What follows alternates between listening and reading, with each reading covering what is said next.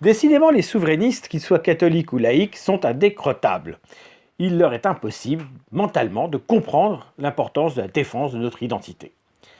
Dans le dernier numéro de Valeurs Actuelles, qui avait encore comme couverture Philippe de Villiers, tout cela parce qu'il a écrit un énième roman historique que je ne lirai pas, deux articles ont attiré mon attention. D'abord, Guillaume Bigot, bien connu de CNews, qui dit ceci, je cite. « Pour la France, la décadence, c'est se penser occidentale, c'est-à-dire européenne ou américaine, avant de se penser française, c'est-à-dire libre, fidèle à ses valeurs démocratiques, uniques et universelles à la fois. » Donc vous entendez bien, pour lui, se penser comme européen, penser la France comme européenne, c'est décadent. Bien sûr que non, évidemment, c'est ce qui n'est pas décadent. C'est le problème des autres qui ne se sentent pas européens, qui ne se pensent pas européens. Lui, en particulier, n'y arrive pas. Donc pour lui, c'est un acte de décadence. Alors il parle d'une France qui serait fondée sur des valeurs uniques, donc qui ne seraient pas des valeurs européennes, mais des valeurs françaises spécifiques, et universelles. Et en même temps, tout le monde pourrait y adhérer. Donc ça n'a aucun sens.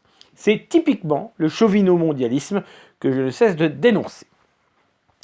Et maintenant, allons au cœur du sujet. Philippe de Villiers également est interviewé.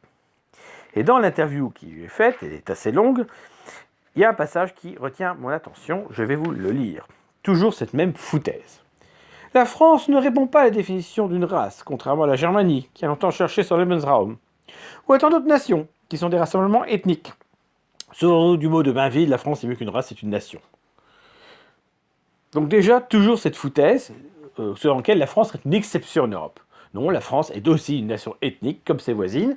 Quant à la réduction ad Hitlerum par l'expression Lebensraum, tout cela est pathétique. Une nation, c'est le regroupement de ceux de même souche, de même naissance, c'est rien d'autre. D'ailleurs, en grec, nation se dit ethnos, c'est pas un hasard.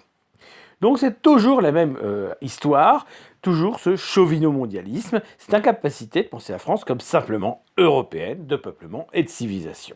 Il faut absolument que la France ait une vocation mondiale et que n'importe qui sur toute la planète puisse se sentir français.